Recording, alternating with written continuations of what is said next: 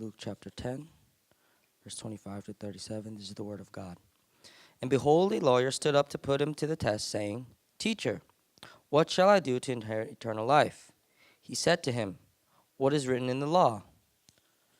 How do you read it?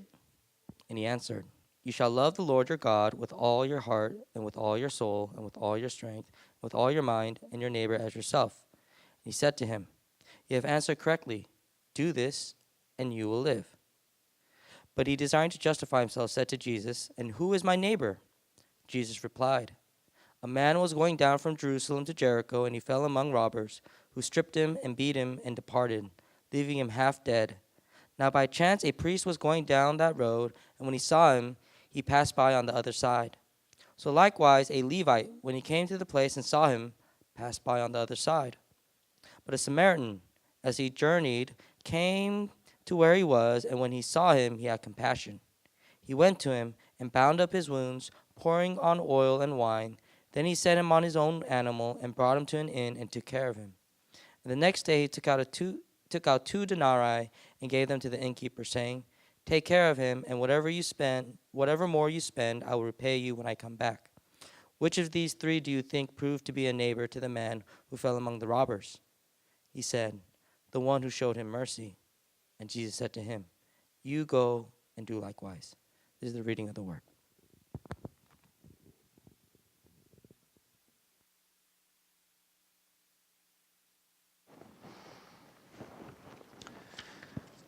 Morning on this Sunday right after Thanksgiving.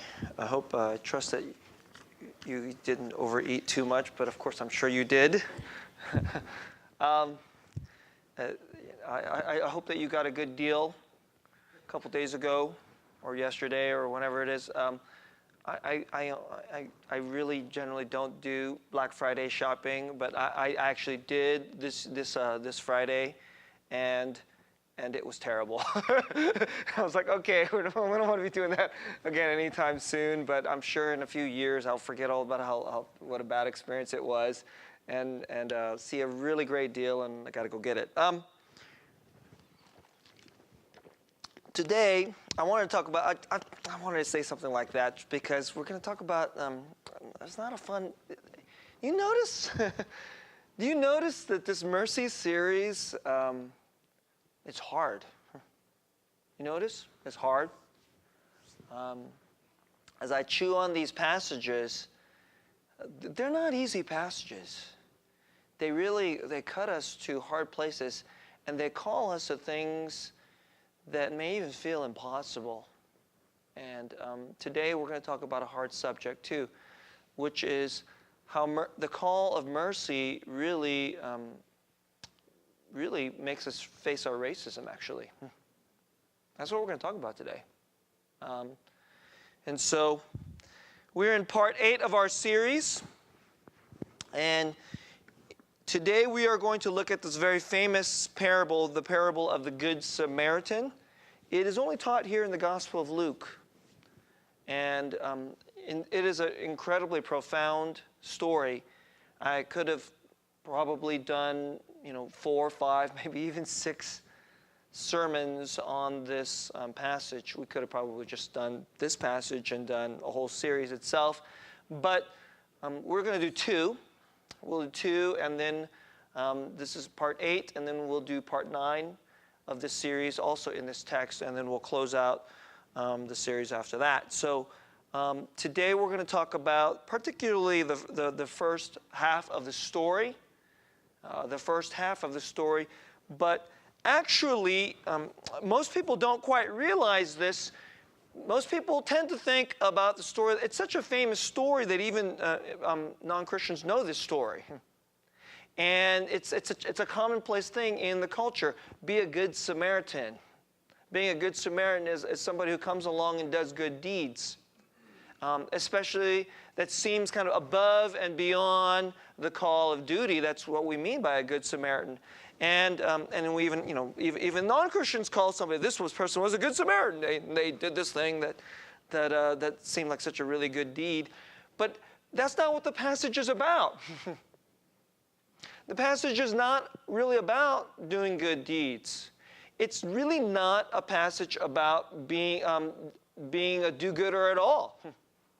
It's actually set in the context of a very, very important theological discussion, which is the Great Commandment. That's what we're talking about. And in that, then Jesus connects that commandment to a certain understanding of mercy. That's, if we really want to understand how Jesus looks at the matter, it's really, that's the context. And so let's get at this. Part one, the Great Commandment and the boundaries we make. Part one, the Great Commandment and the boundaries we make. Part two, crossing class, ethnicity, and race. Yes, race. That subject. I knew we were going to go to this.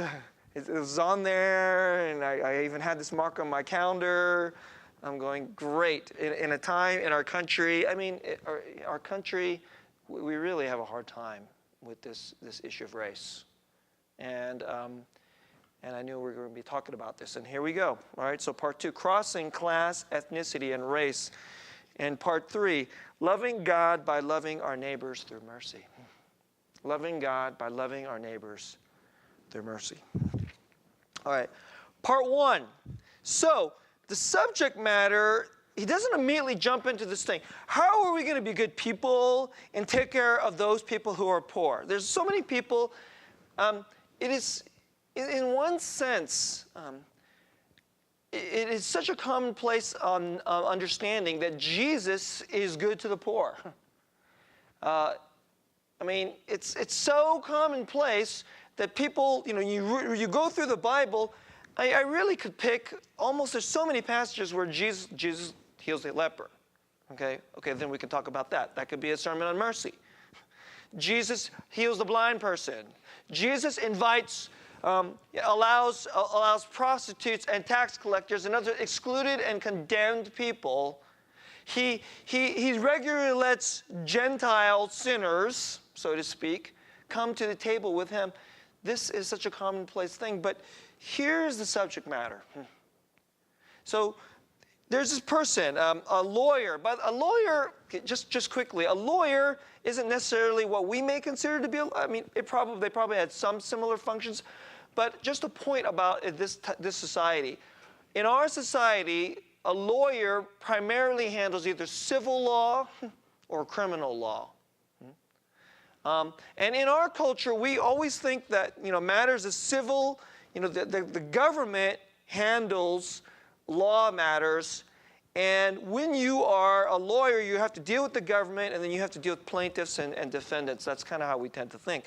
But a lawyer in this culture, there is no division between religious law, theological law, and civil law. There's no such thing, right? And quite frankly, we're weird. We're weird. In the West, especially in the United States, we take this very seriously. And by the way, I'm not against it. I think it is a good piece of wisdom that we operate in this kind of way.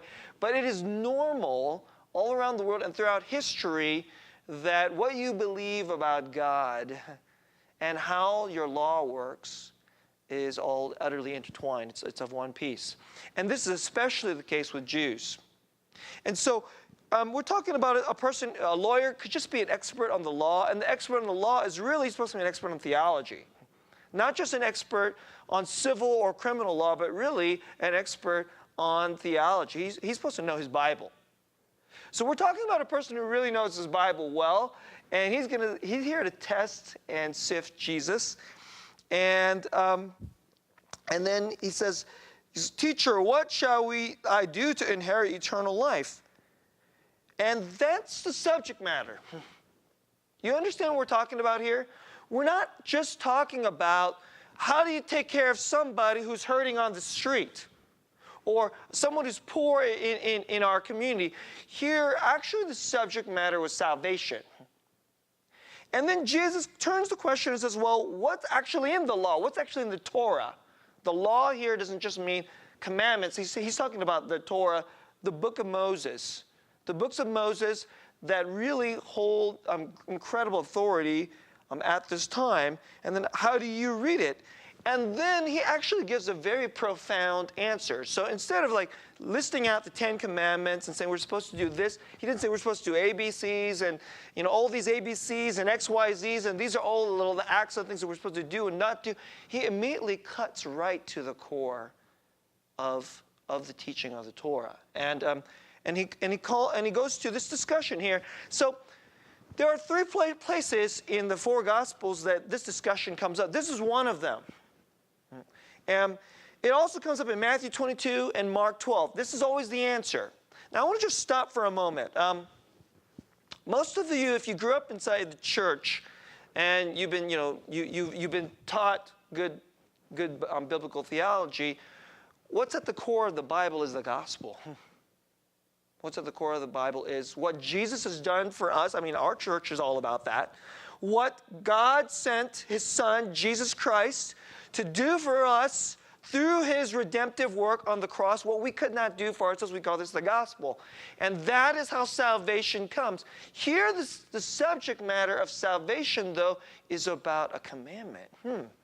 And in some sense, doesn't that seem like almost the opposite of the gospel, doesn't it? The gospel is something we believe and we receive. The commandment is something you're supposed to do. And you've heard, even me, I will say this very, very explicitly. The gospel is not something you do. It's believing something that someone has done for you. Very different. And a lot of people, when they come to Christianity, they tend to only think about the rules because everybody thinks about the rules. So how is the subject matter primarily? So does that mean that the Old Testament has a deep conflict? The Torah has a deep conflict. And in one level, insofar as you don't understand that this core teaching of the Torah can only find its completion in Jesus, you will think that there is Jews do think there's a conflict. Now, I want to first make a very important theological point to you. There isn't actually a conflict. It's interesting, isn't it? Nobody can really be saved by obeying this command. You know why? Because nobody obeys this command.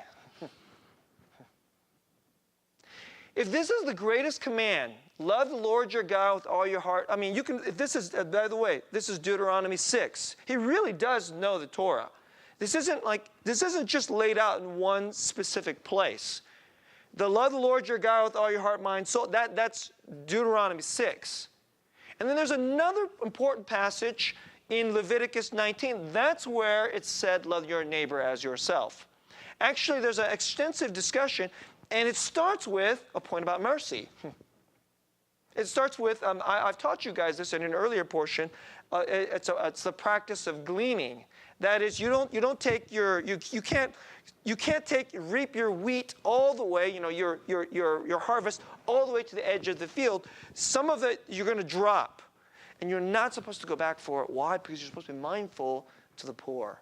So it's actually, in that very same passage, it starts off with a reminder, practice gleaning. And then it goes on to talk about justice. See, love your neighbor is not about feelings, is it? It's about what you do. But here's the thing. No Israelite did all these things. And certainly, so how can you be saved if you can't do the great commandment? At the core of the Bible is first love the Lord your God with all your heart, soul, mind. And then, and I like to think of it not as commandment number 1 and commandment number 2. It's more like commandment number 1 and then 1A. It's really an implication of the first command. If you do love the Lord your God, then you will seek your neighbor and love him a certain kind of way. Not about feelings. So in the same context, in Leviticus 19, there's things like you will not lie in a civil proceeding. I mean, it's actually talking even about perjury. And that is actually a piece of love your neighbor. That's right there. And then at the end of that passage, it says, love your neighbor as yourself. And it's all about, because I have loved you, I have done a holy thing for you. That's the point. Now, again, So Jews, even today, still feel like what makes us Jews is if we do these things. And then if we do these things, this is what salvation is. But you notice that's a salvation of works. But they're not wrestling with the most fundamental core issue there is that we all fail this. Now, let me step back a moment. I'm telling you the one fundamental fact. Nobody loves God with all their heart, soul, mind, and strength. We just don't. But let me put it a little bit different. Salvation is not just an issue about where you end up for eternity. It's not just a destination issue. It's not just a destination problem. It's not a future question. It is partly a future question, and then of course it is that's a pretty important matter. I mean, when I was younger, I definitely cared about the heaven and hell matter. And if you don't, then I think you're crazy. You're crazy. Your life is 75, 80, 90, if you're lucky 100 years, but eternity is eternity. Okay, that's a really long time compared to whatever our life is going to be on this planet, right? But that's not all of what salvation's about. Salvation is really about becoming whole in who we are and meant to be. Actually, even in our secular culture, there's a lot of different ways that people, they intuit this point. They intuitively understand there's something about this. One of the reasons why they think that Christianity is not a credible religion, is not a credible true belief, is because they just think you just do these irrelevant pieces of religious activity, but somehow it doesn't really have any real power to make us whole, to fulfill me. That's the way they put it. And you know what? I would say I agree with that critique. I think it's as long as Christianity only just looks like a series of do's and don'ts and a series of just rituals that some people do on Sunday morning, then of course that's irrelevant. Because everybody's got rituals. And they just think then you can just shove Christianity along with all the other religions because they all have rules, do's and don'ts, and then rituals. Rules and rituals, commandments. And Judaism has that too, even though theirs is the closest thing to the real thing. But the fundamental, deeper question is, you know why this is the greatest commandment? Not just kill or murder or steal or all these other things, or even, and it's not even about, it doesn't even say deliberately say use your money a certain way, or it doesn't even say that. Why is this the greatest commandment? Because you cannot be fulfilled as a human being. You can't be whole as a human being until you love God. You were made by God to love God and be like God. And until you love the highest thing, and our hearts, we are always trying. Do you notice this thing? We even, okay, I'm a sports fan, and this is, so just to give you, do you know that sometimes when people love a sports team that really stinks, you guys, I don't know if you're not a sports fan, you don't know this. They go to the sporting event. You see this at football games, and they have a bag over their head. They put a bag over their head, and then they cut out little eyes. Because what are they signaling? It's like, I love this team, and I admit that I'm ashamed to love this team because we stink. And that's a funny little way of saying, actually, we don't just love, we want to love the highest. We want to love the deepest. But actually, and love isn't just about feelings. It's about the things that we do that show our devotion. It's where our money goes. It's where our time goes. It's where our excitement goes. It's where our disappointment goes. Just to give you a quick story about this, to give you a picture of this.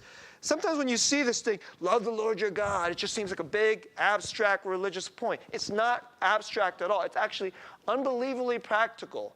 You can get an idea if a person really loves God just by looking at what they do with their life. You know that? There's a brother who actually was in this church that helped raise up both Pastor Young and me to ministry. He used to actually be the director of the children's ministry many, many years ago. His name is Jay Lee. And before Jay Lee did not grow up in a Christian household and did not believe in Jesus, well into his adult years. He was kind of a mid-level executive at one of these Silicon, and he was, he had an engineering background, mid-level executive in a Silicon Valley technology company. And he did very well. He did very well for himself, and he was very good at his job. But you know what he always spent his Sundays doing? You want to guess? It's not too surprising. Watching football, and specifically the Niners. And he used to say, it's funny, before I became a Christian, as soon as I couldn't wait for football season. Before football season, I watched preseason games. I studied the Niners. I got so excited. Every single week, it was about the Niners. And that's where he spent his money. That's where he spent his time. That's where he spent his energy. And then he became a Christian, and then all of a sudden, I don't even think he watches football anymore. But you know what he does do? This is interesting. Jay Lee's an older guy now, and he's retired. In his retirement, you know what he does? He saves up his money, and he travels to poor places in the world because he has a seminary degree, and he teaches the Bible. He has to physically exert himself to go to these remote places. And he has to keep himself in good physical shape and he expends a great deal of his retirement wealth to teach people the Bible, to poor folks. That's what he does. But before that, you know what he did? It was all about the Niners. It was all about football. And he was telling me one day that after he became a Christian, he realized that Monday mornings, if the Niners lost, he would be in such a horrible mood. Basically, from Sunday evening all the way through Monday, and then it would seep into Tuesday, Wednesday, he'd be in a completely horrible, crummy mood. And he actually asked the people who work on him, the people who worked on him, he goes, so, what was it like when, they said, oh yeah, because we are actually, they actually said this to him. He says, we're actually really glad you became a Christian. These are people who are not Christians saying this to him. Because we dreaded Mondays. We dreaded coming to work on Mondays with you if the Niners lost. Now just think about that. Do you think that there's is that really so extreme? Is that really so extreme that some people would love football so much? I would say he loved football with his heart and his soul and his mind enough to make his coworkers miserable, to expend his money and his energy and his heart and his excitement there. Hey, there are places in the country. I have pastor friends who are from Alabama. And right now, you guys all know Alabama, University of Alabama, they have the best college football team in the country. Down there, it's college football. That's the most important football. Right? Do you know they watch spring games? The stadium actually fills up for games that don't count. They actually don't count. They're not on TV. They sell these tickets, and the stadium actually people show up for games between the squad of the University of Alabama offense versus the defense. I actually asked them, they said, we're out there for spring game, and I was like, what are you talking about? He said, oh yeah, these are a really big deal. Yeah, that can be worship. If you can't worship God, this is what it means to be human. What it means to be human is our hearts must be devoted to something. Must be devoted to something. And then out of that something comes our values and our money and our practices and so forth. You know what the great commandment is? The reason God gives us that commandment is not to stick a rule on top of our heads and say, okay, now let's see who can make it and who doesn't make it. That's not why God gave us that commandment. You know what that commandment is? It's actually the pathway to becoming really whole, to becoming saved. To become really whole is to become most human. And to become most human is we were made in the image of God. And we're made in the image of God to love God and be like God. You end up becoming really like what you really are most devoted to. Now let me make a separate point. This passage, it starts off with the subject of great commandment. It ends by telling you, be merciful, like this. So the one who showed him mercy, who's the neighbor? He says, the one who showed what? Mercy. And then Jesus says, okay, then that's how you should be too. So I want to just stop for a moment here. If you're a Christian and you think that mercy is some kind of like extra credit activity in the Christian life. I know that if I'm a Christian, I'm supposed to believe in Jesus. Yes, okay. Go to church. Yeah, I'm not the best at that. Okay. Yeah, that's, and I'm going to go to church. And you know what? I'll even take something like praying and try to read my Bible seriously. I'll even try to tithe. Whoa. Okay?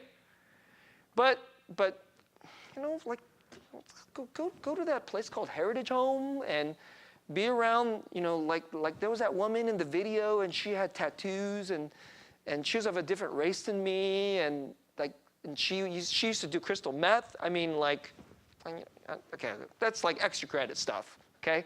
Not for me. There are a lot of Christians who have this kind of thinking.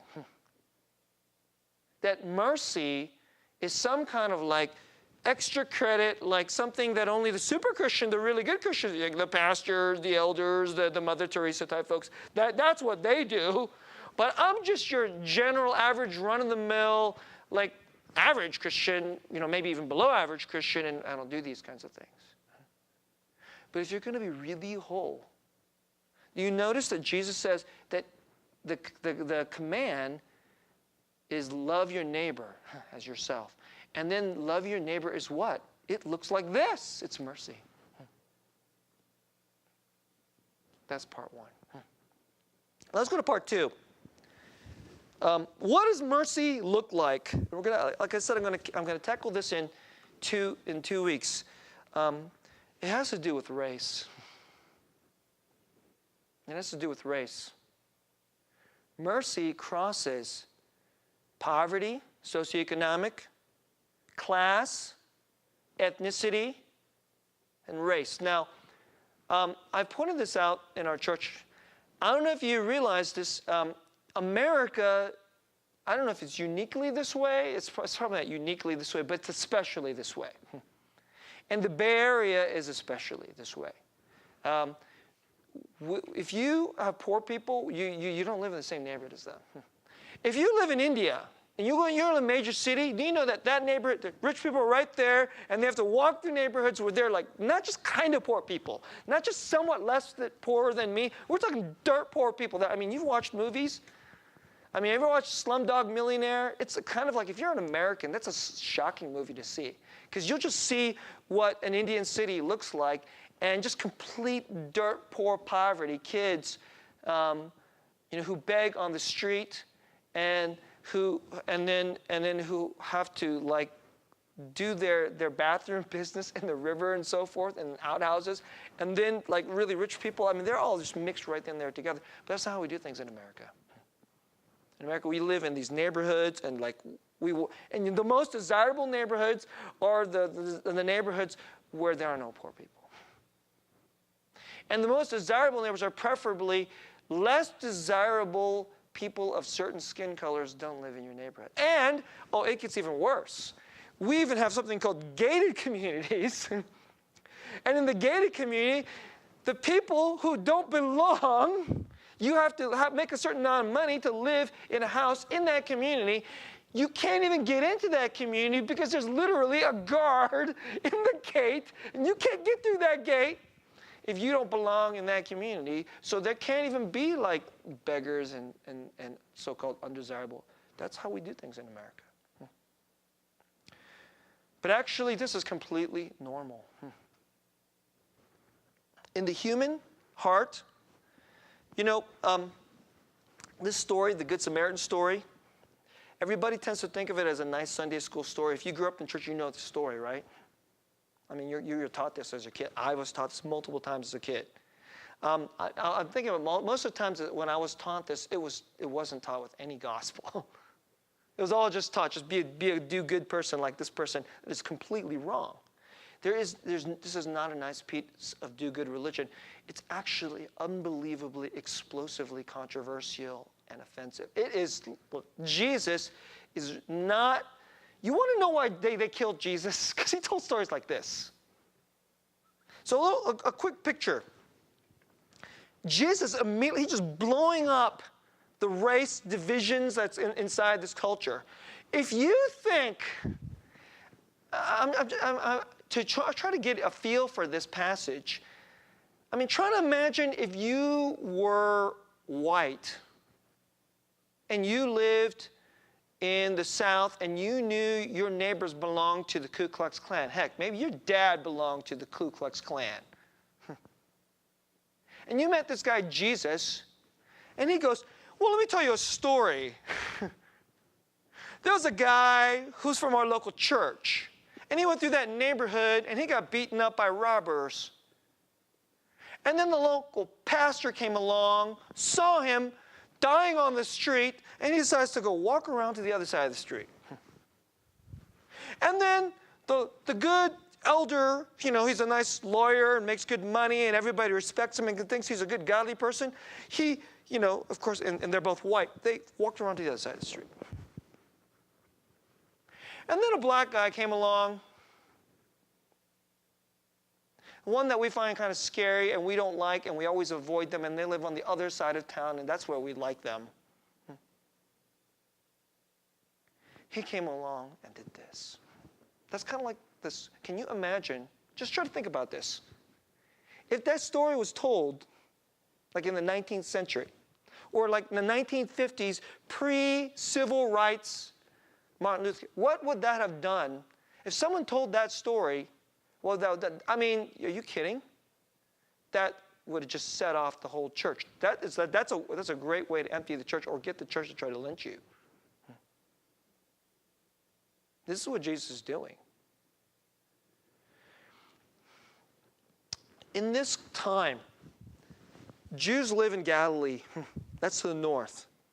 Jerusalem is in Judea. It's to the south. And then there's this portion in the middle called Samaria. And if you go from Galilee to Judea or Judea to Galilee, you do not cross through the middle. That's the normal way you do it. People actually literally cross the river, go around the other side. I mean, this is what they did.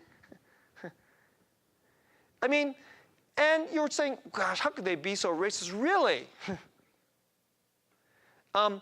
Some of you, if you're like from LA, would you like to just drive right through Compton?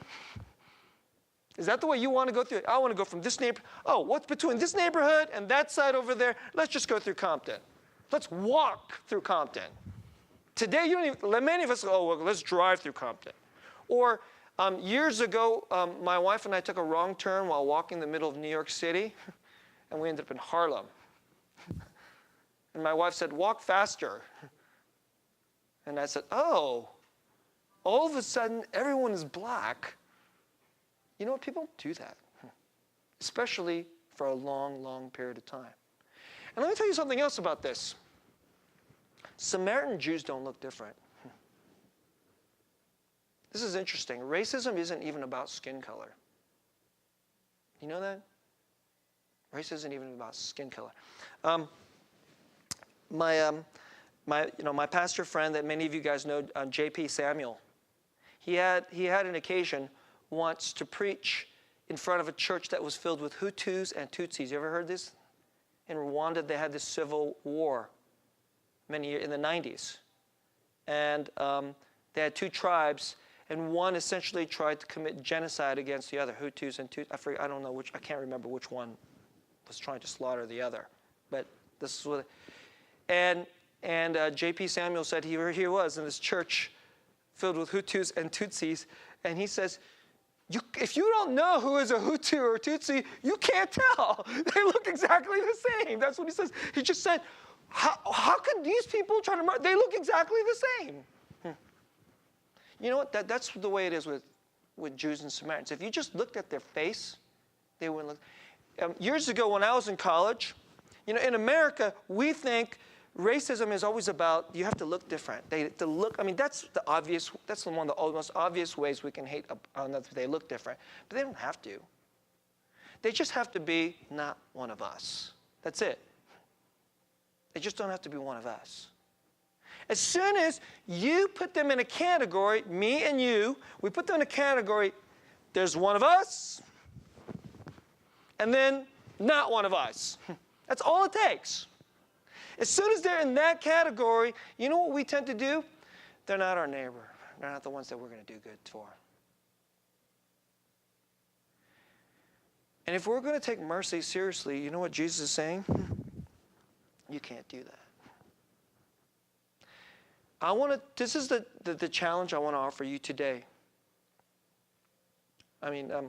It's strange. In America, we always think that you have to put people into their racial boxes. I remember when I was a freshman in college, and I went to the Asian American, there was an Asian American Student Association event. I went to this thing. And they all treated it, so the Chinese were there, and the Koreans were there, and the Japanese were there, and I was like, Indians are Asian? I said, Indians are Asian too. I guess so. I guess they are. I never saw myself as kind of like one like them. But then it dawned on me, I said, this is strange. White folks in America lump Japanese and Koreans together. Do they have any idea that millions of Koreans and millions of Japanese hate each other? They absolutely hate each other. If I brought a Japanese girl home and said, I like this girl, my dad would not be a happy guy. That's just a bold, honest truth. And actually, if you're white and you look at a Korean and then you look at a Japanese, it's just like Hutus and Tutsis. It's just like Jews and Samaritans. And unless they talk, or unless you know their name, or unless you say something about the way they're dressed, you can't tell the difference. That's exactly how it is with Jews and Samaritans. But guess what? They have different, they're actually, Samaritans are basically just Jews who have been intermarried with certain other people over the generations. And then some of their theology has changed, and some of their religious views have changed, but actually a lot of their moral practices were not a whole lot different. How do you like that? They're not even really that different. And yet to the Jews, they're like dogs. And let me say this to us, and this is something that we really have to wrestle with. We're all just like them. In America, we like to divide. There's the racist people and the non-racist people. You know what? We all have our tribes. One of us, there's a lot of people in America, I'm not racist. But if you found out that the person was a liberal, that'd be it. You're not one of us. Or, you're a conservative. You're a conservative. We could tell the story today this way. And so there was a conservative guy. And he listens to Rush Limbaugh and votes Republican like a good American. And then something really bad happened to him, and then, but that person, and this person is like gay and is a total liberal, came along, and the people from his side didn't help him. But the liberal guy really put out. That's what this story is like. And by the way, if you don't believe that would ever happen, let me tell you something. That's just not true. I've met liberal people, they would do stuff like this. I've met liberal people who are better than Christians in terms of this. They actually believe in trying to do good like to other people like this. And I would even say that a lot of Christians tend to be more on the conservative side, but I've seen a lot more liberal people who tend to break this thing. But at the same time, I've also seen liberal people who would say, if you're a conservative, you're worse. You're like almost subhuman. I've seen both. It isn't even about this. You're just not one of us. And you know what this passage is here to do? There's a boundary. And you know where that boundary is? It's in the mind. It's in the way we behave with each other. And Jesus is taking that thing and he's ripping that, tearing that boundary down. That's what he's doing.